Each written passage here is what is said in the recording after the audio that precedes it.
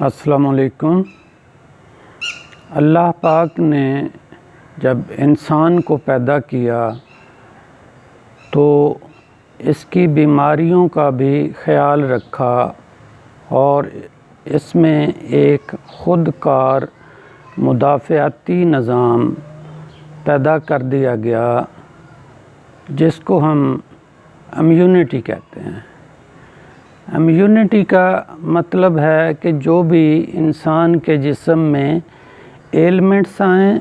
Disorders आएँ या कोई भी किसी तरह के जर्म्स आ जाएं तो इसका अंदरूनी जो मुदाफ़ाती निज़ाम है वो हरकत में आ जाता है और वो उस इन्वेडर का, उस डिसऑर्डर का, उस बीमारी का मुकाबला करता है। इस निज़ाम को, इस ताकत को, बीमारियों से लड़ने के इस लश्कर को, महाज को इम्यूनिटी कहा जाता है। फिर इसके साथ साथ क्या होता है कि कुछ मसनूई मिक्स्ड पोल्यूटेड ग़िज़ाएँ जो हैं या आर्टिफिशियल फ्लेवर्स जो हैं वो इस इम्यूनिटी के दुश्मन हैं, वो इसको बदस्तूर कम करते जाते हैं और अगर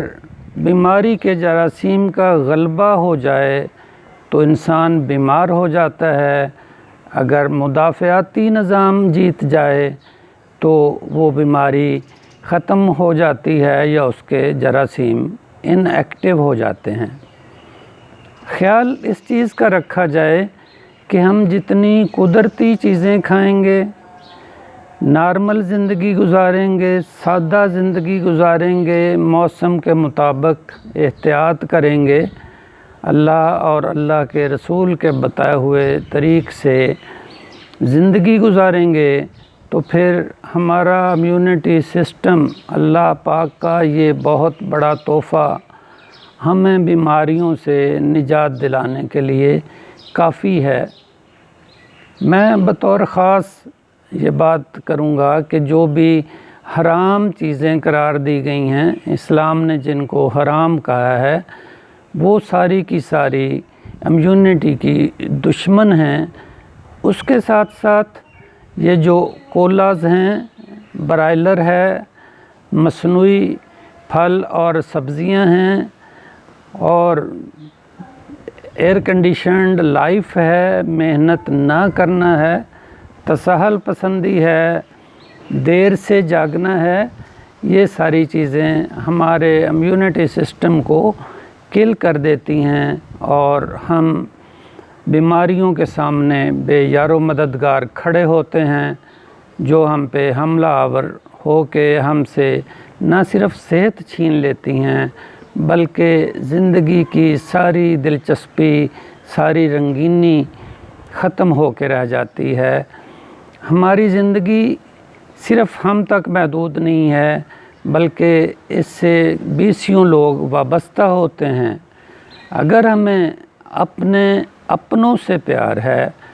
अपने आप से प्यार है, अपनी ज़िंदगी से प्यार है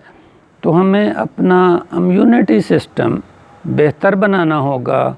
हमें एक नॉर्मल ज़िंदगी की तरफ आना होगा,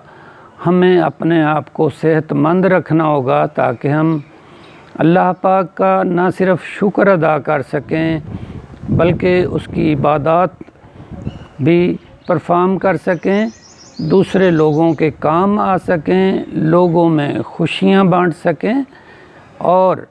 एक नॉर्मल और पुरसकून ज़िंदगी गुजार सकें। Thank you.